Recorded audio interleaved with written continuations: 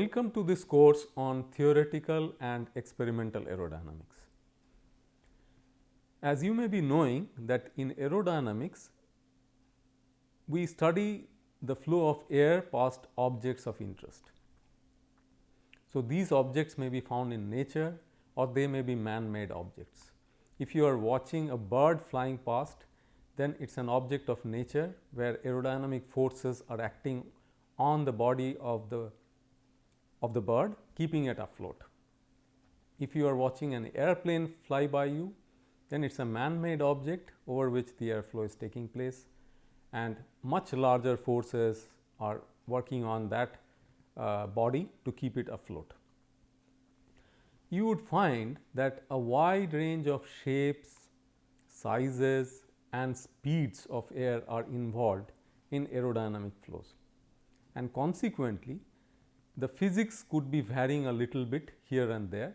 There are some broad principles of conservation, some broad concepts like pressure, skin friction, which remain invariant across shapes and sizes and speeds. But then there are also some differences. So, in this course we are going to study all that.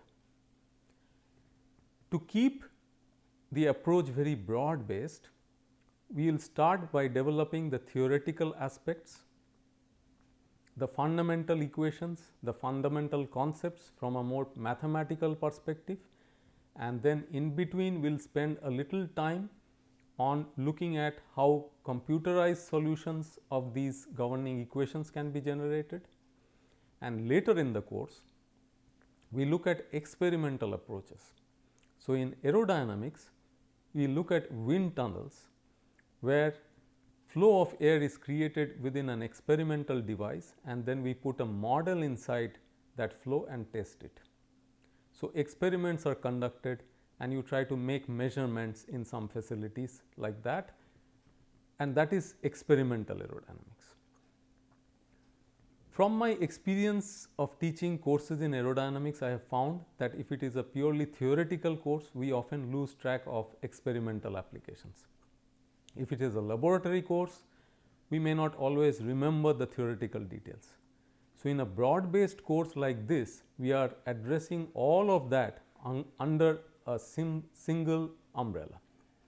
So, the objective of having all of it in a single course is fulfilled by having the contents of theoretical aerodynamics, experimental aerodynamics and a little bit of numerical aerodynamics in the same course.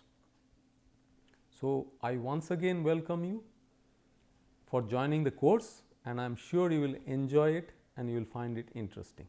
Thank you.